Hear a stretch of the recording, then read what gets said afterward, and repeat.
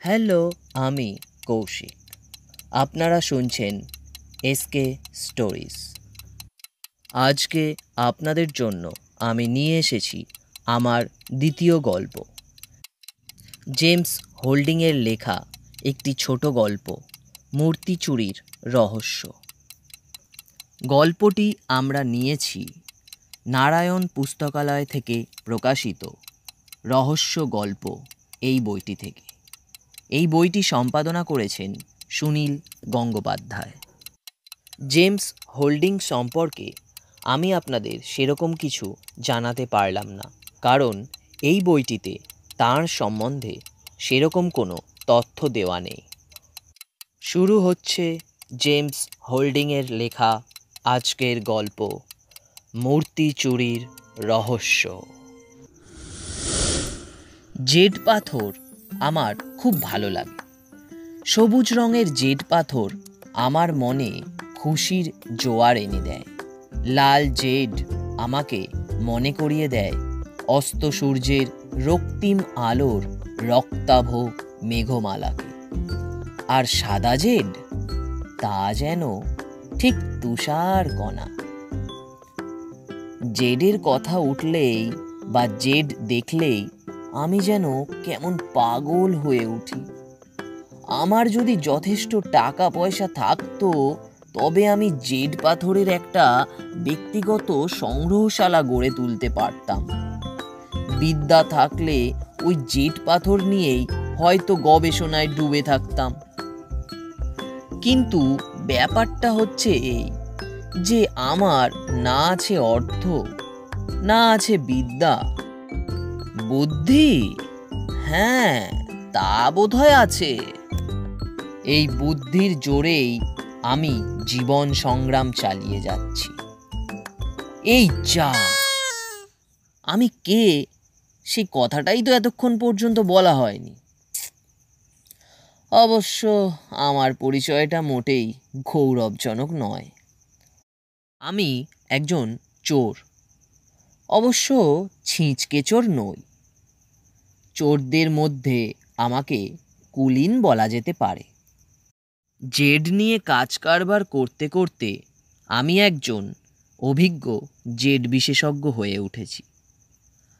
আমার নজরে কোনো জেড এলেই তা চুরি করবার জন্য আমার হাত নিষ্পিস করতে থাকে। আর সেজন্যই আমি ব্যাংককে এসেছি। ব্যাংকক হলো সবুজ বানরের শহর। শহরে রাজকীয় পার্কটার ঠিক পাশেই চমৎকার সুন্দর একটি মন্দির। সেই মন্দিরে বানররাজ হনুমানের একটি অপূর্ব মূর্তি রয়েছে। 500 বছর আগে একখণ্ড সবুজ জেড খোদাই করে বানররাজের এই অপূর্ব মূর্তিটি তৈরি করা হয়েছিল। মূর্তিটির উচ্চতা 35 সেন্টিমিটার। দামি পোশাক পরানো মূর্তিটি 12 ফুট উঁচু এবং পিরামিডের মতো দেখতে একখানা সোনালি সিংহাসনের উপরে বসানো রয়েছে। আমার বর্তমান উদ্দেশ্য এই মূর্তিটি চুরি করা। সারা দুনিয়া টহল দিয়ে বেড়ায় এমন একখানা জাহাজের সবচাইতে কম ভাড়ার যাত্রী আমি। আসছি সান ফ্রান্সিসকো থেকে। খুব ভোরে শ্যাম উপসাগরে চাওফ্রারা নদীর মোহনায় জাহাজ এসে থামল। তীর থেকে এগিয়ে এলো বিরাট একখানা শ্যামদেশি বজরা। যারা ব্যাংকক শহর দেখতে চায় তারা এই নৌকায় করে তীরে যেতে পারে। যাত্রীদের নিয়ে বজরাখানা আবার ফিরে আসবে পরদিন সন্ধ্যায়। 2 দিন ধরে যাত্রীরা শহর দেখবার সুযোগ পাবে। আরও মজার কথা, পর্যটকদের ব্যাংকক শহরে ঢোকা এবং বেরিয়ে আসবার সময় শুল্ক বিভাগের কোনো খানা তল্লাশির ব্যবস্থা নেই। এতে আমার খুব সুবিধেই হয়েছে। শহর থেকে মালসহ বেরিয়ে আসবার সময় কোনো অসুবিধা বা ঝঞ্ঝাটের মুখোমুখি হতে হবে না। পর্যটকদের দলে মিশে আমিও শহরের দিকে যাত্রা করলাম। সঙ্গে আমার ক্যামেরার বিরাট ব্যাগ, ছাতা আর নিত্য প্রয়োজনীয় কিছু টুকিটাকি জিনিসপত্র, যেমন দাঁত মাজবার ব্রাশ, দাড়ি কামাবার খুর ইত্যাদি। একেবারে পাক্কা পর্যটকদের বেশে শহরে ঢুকলাম। আমাকে চোর বলে আর কে সন্দেহ করে? শহরে পৌঁছে সহযাত্রীদের সঙ্গ ছেড়ে একখানা ট্যাক্সি ভাড়া করলাম। সোজা গিয়ে উঠলাম রত্নকোসিন হোটেলে। শহরের মধ্যে একটা মোটামুটি নামজাদা হোটেল। তাছাড়া আমার কাজের পক্ষেও হোটেলের অবস্থানটা খুবই সুবিধাজনক। রাজকীয় পার্ক আর বানররাজের মন্দিরের খুবই কাছে এই হোটেলটা, মাত্র দুখানা বাড়ির পরে। হোটেলে নিজের ঘরে এসে পূর্ণবেগে পাখা চালিয়ে দিয়ে সুস্বাদু পানীয়ের পাত্রে অলসভাবে চুমুক দিতে দিতে গোটা পরিকল্পনাটা একবার খতিয়ে দেখলাম। না, কাজটা খুব শক্ত নয়, বরং সহজই বলা যেতে পারে। প্রয়োজন শুধু একটু সতর্কতা। আমার ক্যামেরার ব্যাগটা কেউ সন্দেহ করবে না, কারণ ব্যাংকক শহরে ক্যামেরাধারী ট্যুরিস্টের সংখ্যা অনেক। তারা অনবরতই মন্দির, প্রাসাদ, উদ্যান প্রভৃতির ছবি তুলছে। আর ছাতাটাকেই বা কে সন্দেহ করবে? বর্ষার শুরুতে ছাতা হাতে রাস্তায় বের হওয়া তো খুবই স্বাভাবিক ব্যাপার। আজ শনিবার, আমার কাজ কালকে, কেননা রবিবারই সবুজ বানররাজের মন্দির সর্বসাধারণের জন্য খোলা থাকে। আজকে ঘুরে বেড়ানো ছাড়া আমার হাতে কোনো কাজ নেই। রবিবার ঘুম ভাঙল একটু দেরিতেই। আকাশ মেঘমেঘে, যে কোনো মুহূর্তেই বর্ষণ শুরু হতে পারে। আমার পক্ষে এটা ভালোই হলো। ছাতা নিয়ে রাস্তায় বেরোনোটা মোটেই অস্বাভাবিক হবে না। আর আমাকে তো কাজের জন্য ছাতাটা নিতেই হবে। ব্রেকফাস্ট সেরে হোটেলের লবিতে গিয়ে বসলাম। তিনজন শ্যামদেশি ও দেশি বাজনা বাজাচ্ছিল। শুনলাম কিছুক্ষণ। না, এবার বেরিয়ে পড়লাম কর্মক্ষেত্রের দিকে। বোধহয় মনে করিয়ে দিতে হবে না যে আমার কর্মক্ষেত্র হলো বানররাজের মন্দির। কয়েক মিনিটের মধ্যেই এসে পড়লাম মন্দিরের সামনে। চমৎকার কারুকার্যময় মন্দির। মন্দিরটি অর্ধবৃত্তাকার। প্রবেশপথে দুটি দানবের প্রতিমূর্তি। মূর্তি দুটো যেন মন্দিরের দুই অতন্দ্র প্রহরী। এছাড়া কয়েকজন জীবন্ত প্রহরীও দেখতে পেলাম। মন্দির যেদিন সর্বসাধারণের জন্য খোলা থাকে, সেদিনই সতর্কতামূলক ব্যবস্থা হিসেবে প্রহরীদের রাখা হয়।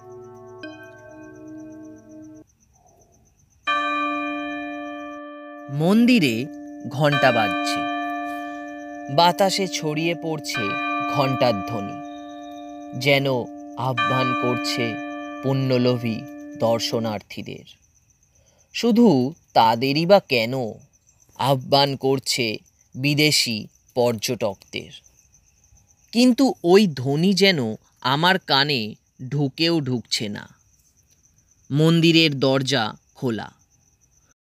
খোলা দরজাপথে দূর থেকে অস্পষ্টভাবে দেখতে পাচ্ছি সবুজ রঙের বানররাজকে।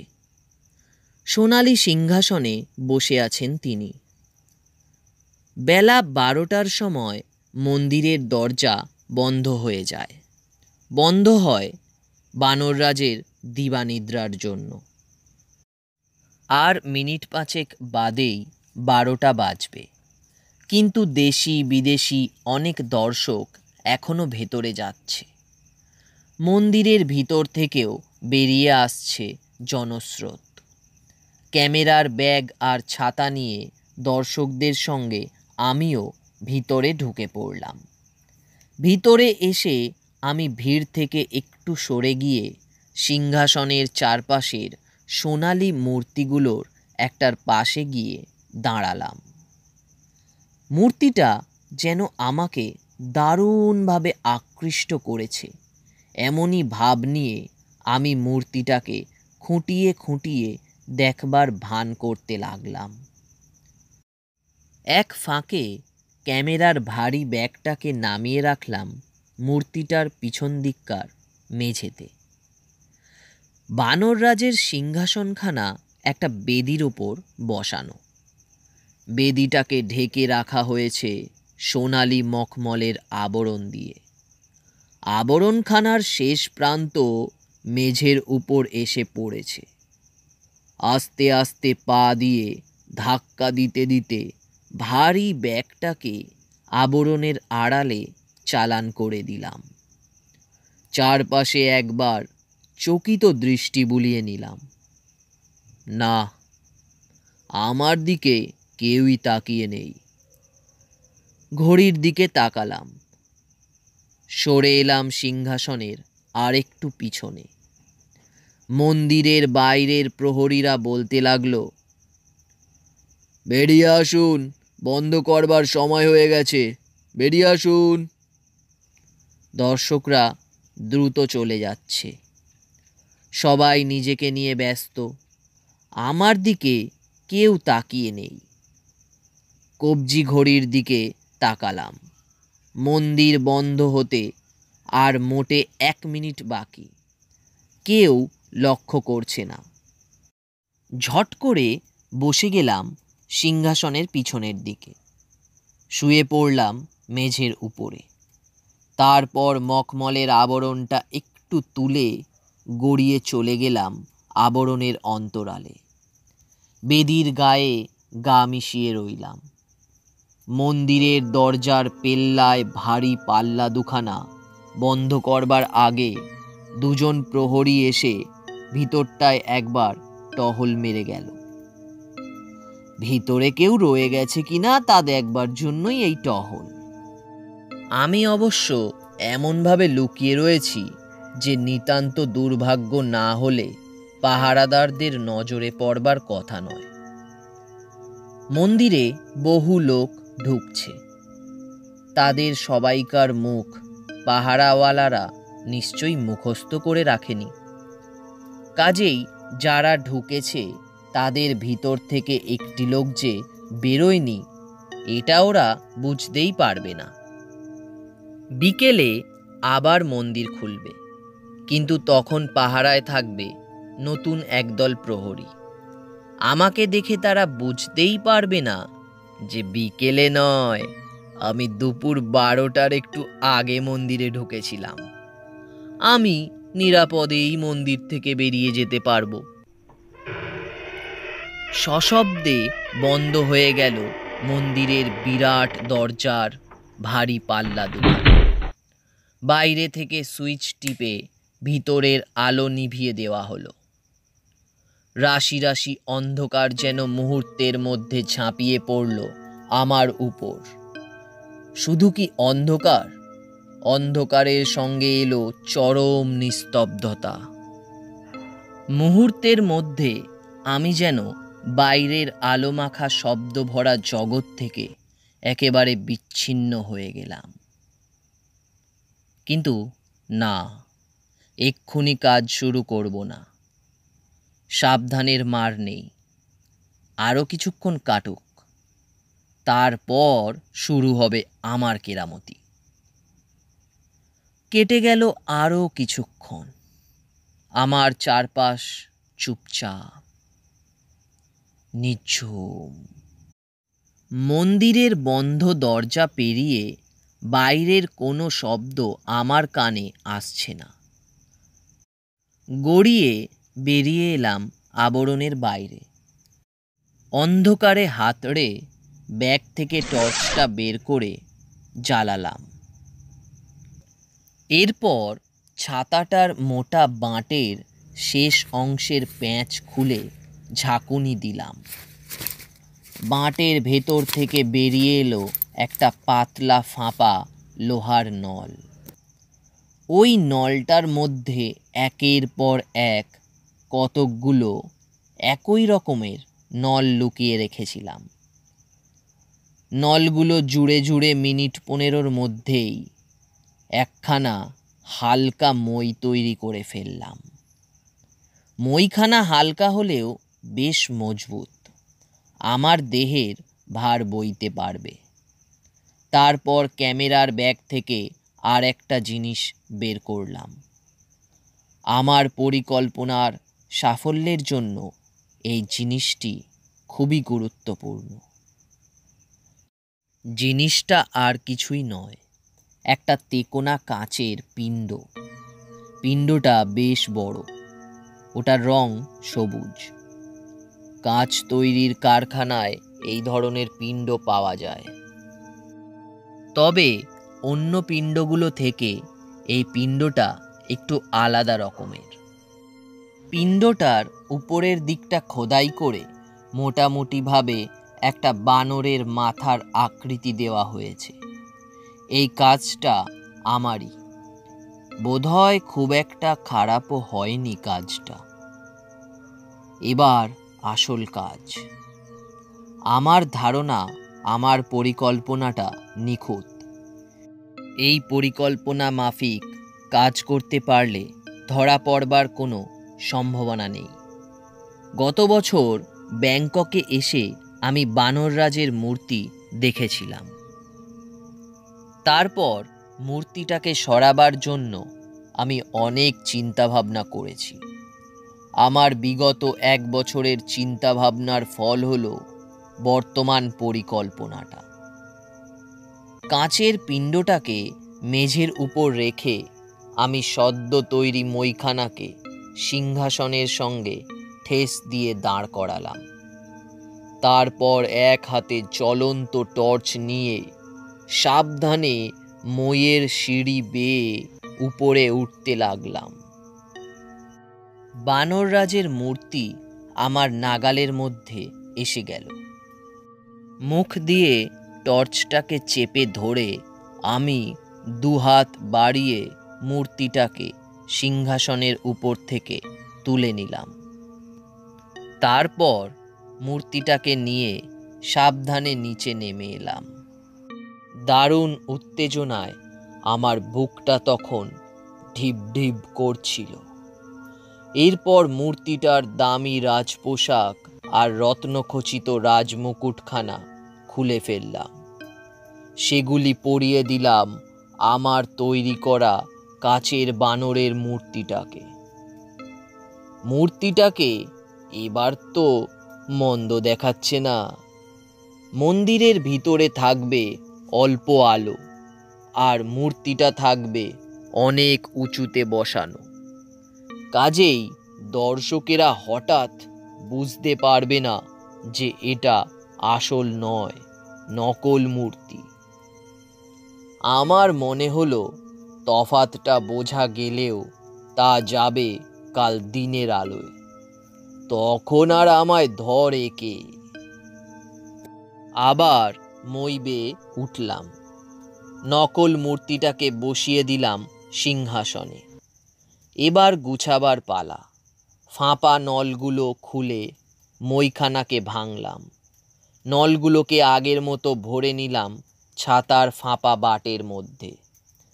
এরপর টর্চের আলো ফেললাম জেড পাথরের নগ্ন মূর্তিটার উপর। কি চমৎকার মূর্তিটা! এ মূর্তি এখন আমার, আমার, আমার। আনন্দে নেচেই ফেললাম খানিকটা। মূর্তিটাকে আমি দেখছি, স্পর্শ করছি। দেখে দেখে আমার যেন আর আশ মিটছে না। মূর্তিটাকে আমি চোখের আড়াল করবার কথাও যেন ভাবতে পারছি না। শেষ পর্যন্ত নিতান্ত অনিচ্ছা সত্ত্বেও আমাকে মূর্তিটা রাখতে হলো ব্যাগের মধ্যে। সিংহাসনের পিছনে চুপচাপ বসে রইলাম। বন্ধ মন্দিরের মধ্যে যেন নিরন্ধ্র অন্ধকার। কোথাও কোনো শব্দ নেই। না, ভুল বললাম। আমার হৃৎপিণ্ডের ধক ধক শব্দ শুনতে পাচ্ছি। সময় যেন আর কাটতে চাইছে না। না, সব প্রতীক্ষারই অবসান আছে। বিকেলে মন্দির খোলার সময় হয়ে এলো। আর মোটে 15 মিনিট। দেখতে দেখতে আরও 5 মিনিট কেটে গেল। আর মোটে 10 মিনিট। মন্দিরের ছাদের উপর ঝমঝম শব্দ। বাইরে বৃষ্টি আরম্ভ হয়েছে। শব্দ শুনে বুঝলাম বেশ বড় রকমের বৃষ্টি। সর্বনাশ! বৃষ্টির জন্য মন্দিরে যদি বেশি লোক না আসে, যদি ভিড় না হয়, একটু শঙ্কাতুর হয়ে পড়লাম। মন্দিরের ভেতরে আলো জ্বলে উঠল। খুলে গেল ভারী পাল্লা দুখানা। এবার বিকেলের দর্শনার্থীরা আসবে, আমার শঙ্কিত হওয়ার কোনো কারণই নেই। বৃষ্টি হওয়া সত্ত্বেও প্রচুর দর্শনার্থী এসেছে মন্দিরে। আর কোনো চিন্তা নেই। সিংহাসনের পিছন থেকে টুক করে বিদেশি পর্যটকদের একটা দলের সঙ্গে মিশে গেলাম। ওরা নকল বানররাজের মূর্তিটার খুব তারিফ করছে। কি চমৎকার মূর্তি, কি অপূর্ব শিল্পকর্ম। ওদের এইসব কথা শুনে আমার হাসি পেল। হ্যাঁ, অপূর্ব শিল্পকর্মই বটে। আমার জীবনের প্রথম এবং বোধ করি শেষ শিল্পকর্ম। আপন মনে হাসতে হাসতে দলটার সঙ্গে মন্দির থেকে বাইরে বেরিয়ে এলাম। বাইরে বেরিয়েও মন্দিরের ঝুঁকে পড়া ছাদের তলাতেই একটু দাঁড়াতে হলো। বৃষ্টি বৃষ্টি, আকাশ ফুঁড়ে নামছে বৃষ্টিধারা। কোনো লোকই মন্দির ছেড়ে রাস্তায় নামছে না। হয়তো একটু অস্বাভাবিক দেখাবে একথা ভেবেই আর প্রবল বর্ষণের মধ্যে নামলাম না। বৃষ্টির বেগ কমল। দর্শনার্থীর দল রাস্তায় নামতে শুরু করল। বৃষ্টিস্নাত রাস্তায় নামা যেতে পারে। অন্য দর্শনার্থীদের মতো আমিও এবার ছাতা খুলে রাস্তায় নামবার জন্য তৈরি হলাম। আমার কাঁধে ক্যামেরার ব্যাগের নিরাপদ আশ্রয়ে রয়েছেন বানররাজ। আর ছাতা খুলবার ফলে ক্যামেরার ব্যাগটাকেও আর অন্য কেউ দেখতে পাচ্ছে না। মন্দিরের দরজায় পাহারা দিচ্ছে কয়েকজন শ্যামদেশী প্রহরী। বৃষ্টির জন্য ওদের গায়ে বর্ষাতি। দর্শকদের দিকে তীক্ষ্ণ দৃষ্টিতে তাকিয়েছিল ওরা। অবশ্য আমার ভয় পাওয়ার মতো কিছু নেই। সকালে এরা পাহারা দিচ্ছিল না, দিচ্ছিল তখন অন্য এক দল। কাজেই আমার ধরা পড়বার কোনো ভয় নেই। প্রহরীদের জন্য করুণা বোধ করলাম। ওরা বারবার বানররাজের মূর্তি দেখেছে, কিন্তু কতটুকু দেখেছে? দেখেছে তো পোশাকের বাইরে মুখটুকু। ওই রাজপ্রসাদের অন্তরালে যে অপূর্ব শিল্পকর্ম রয়েছে তা কি ওরা দেখেছে? ওরা কি অনুভব করেছে মূর্তিটির হিমশীতল স্পর্শ? ওদের থেকে আমি অনেক বেশি ভাগ্যবান। আমি এই জেট পাথরের অপূর্ব শিল্পকর্ম নিজের চোখে দেখেছি। টর্চের আলোয় সবুজ পাথরের বুকে কি অপরূপ দ্যুতির সৃষ্টি হয়েছিল। কেমন এক রূপাতীত অপরূপ সৌন্দর্যের। মূর্তিটার কমনীয় কোমল পরশও প্রহরীরা কোনোদিন পায়নি, অথচ ভিনদেশি হয়েও আমি তা পেয়েছি। ওরা সত্যিই বেচারা। বৃষ্টিস্নাত রাস্তায় পা বাড়াতে গিয়ে লক্ষ্য করলাম একজন প্রহরী তীক্ষ্ণ দৃষ্টিতে আমার দিকেই বেশ অনুসন্ধানীর দৃষ্টি নিয়ে দেখছে। হঠাৎ লোকটার ভুরু দুটো কুঁচকে উঠল। সঙ্গী পাহারাওয়ালাদের দিকে ইঙ্গিত করে লোকটা সোজা এগিয়ে আসতে লাগলো আমার দিকে, আর দুজন প্রহরীও এগিয়ে এলো। ক্ষমা করবেন স্যার, দয়া করে আমাদের সঙ্গে একটু আসতে হবে। প্রথম প্রহরীটি বেশ বিনীতভাবে ইংরেজিতেই বলল। কেন? তোমাদের সঙ্গে যাব কেন?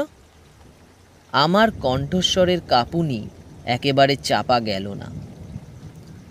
দেখছেন এখনো বৃষ্টি পড়ছে, এই বৃষ্টির মধ্যে কি কথাবার্তা বলা যায়? তার চেয়ে বরং আমাদের গাড়িতে উঠুন। প্রহরীর স্বরে ভদ্রতা আর কঠোরতার সংমিশ্রণ।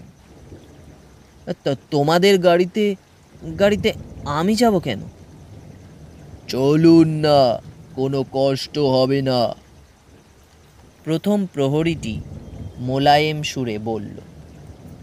সেই হলো প্রহরী দলের নেতা। কেন যাব? আমার অনেক কাজকর্ম রয়েছে। তাহলেও আপনাকে একটু আসতে হবে। হ্যাঁ, তোমরা কি পাগল হয়েছ? প্রহরীরা এই প্রশ্নের কোনো উত্তর দিল না। দুপাশে থেকে দুজন প্রহরী এসে আমার দু হাতের উপর হাত রাখল। সর্দার প্রহরী কঠোরভাবে বলল, আসুন। রাস্তার পাশে পার্ক করা একখানা গাড়ির দিকে এগিয়ে গেল সে। আমার হৃৎপিণ্ডটা ধক করে উঠল, কান দুটো ঝাঝা করতে লাগলো, দেহে রক্তচাপ বেড়ে গেল। দুই প্রহরী আমাকে গাড়িতে উঠতে বাধ্য করল। ওরা আমাকে নিয়ে গেল পুলিশের সদর দপ্তরে। সেখানে একজন পদস্থ অফিসার প্রহরীদের কাছ থেকে কী সব অভিযোগ শুনলেন।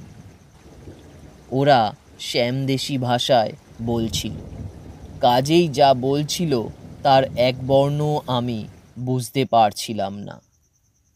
তবে মাঝে মাঝে আঙুল দিয়ে আমাকে দেখাচ্ছিল। আমার পাসপোর্ট, ক্যামেরার ব্যাগ এবং ছাতাটা নিয়ে নিল প্রহরীরা। ব্যাগটা খুলতে আসল বানররাজকে পেয়ে গেল ওরা। অফিসার আমার দিকে তাকালেন তীব্র দৃষ্টিতে, তারপর মাথা নাড়লেন। মাল সমেত ধরা পড়েছি। অপরাধ অস্বীকার করবার চেষ্টা করে কোনো লাভ নেই। আমাকে থানার গারদে ঢুকিয়ে দেওয়া হলো। আমি বিস্ময়ে বিমূঢ়। আমি তখনও বুঝতে পারছিলাম না সর্দার প্রহরী আমাকে সন্দেহ করল কি করে। আমি তো বেশ প্ল্যান মাফিক কাজ করেছিলাম। পরিকল্পনায় কোনো খুঁত ছিল বলে তো আমার মনে হয় না। তবে সর্দার প্রহরী কি লোকের মনের কথা বুঝবার বিদ্যা জানে, নাকি এ হলো প্রাচ্যদেশীয় জাদুবিদ্যা? সর্দার প্রহরী যখন আমাকে গারদে ঢুকিয়ে তালাবন্ধ করছিল, তখন কথাটা জিজ্ঞেস না করে পারলাম না। আচ্ছা, তুমি কি করে বুঝলে যে আমি বানররাজকে চুরি করেছি? দুপুরবেলা তো একমাত্র আপনি মন্দিরের ভিতরে ছিলেন, তাই না? হ্যাঁ, ঠিক তাই। কিন্তু তুমি কি করে বুঝলে যে আমি দুপুরে মন্দিরের মধ্যে ছিলাম? দুপুরে একলা মন্দিরে থাকা ব্যাপারটা খুবই সন্দেহজনক। আমার প্রশ্নের উত্তর না দিয়ে প্রহরী বলল, নিশ্চয়ই সন্দেহজনক, কিন্তু আমার প্রশ্নের তো জবাব পেলাম না। তুমি কি করে বুঝলে আমি দুপুরে মন্দিরের মধ্যে ছিলাম? বৃষ্টি দেখে। প্রহরী কাঁধ ঝাঁকালো। বৃষ্টির সঙ্গে আমার মন্দিরের ভিতর থাকা না থাকার কি সম্পর্ক? বিমূঢ়ভাবে আমি প্রশ্ন করলাম। বিকেল বেলায় মন্দির খুলবার একটু আগেই তো বৃষ্টি শুরু হয়েছিল। হ্যাঁ, তাতেই তো রহস্যটা পরিষ্কার হয়ে গেল। কি করে? আমার প্রশ্নের উত্তর না দিয়েই সর্দার প্রহরী চলে গেল। কি করে প্রশ্নটা আমার মনের মধ্যে ক্রমাগত ঘুরপাক খেতে লাগলো। শেষ পর্যন্ত দেরিতে হলেও আমি রহস্যের সমাধান করে ফেললাম। মন্দির থেকে বের হওয়ার সময় আমি যখন ছাতাটা খুলছিলাম, তখন ছাতাটা একেবারে শুকনো ছিল, অথচ বিকেলে আর যেসব দর্শনার্থী এসেছিল, বৃষ্টির জন্য তাদের ছাতা ছিল ভেজা। আমার পরিকল্পনার এইটুকু ত্রুটির জন্যই আমেরিকার চোর শিরোমণি আমি ধরা পড়লাম কিনা শ্যামদেশি পুলিশের হাতে। শেষ হলো আজকের গল্প, মূর্তি চুরির রহস্য। গল্প পাঠে এবং সবকটি চরিত্রের ভূমিকায় আমি কৌশিক।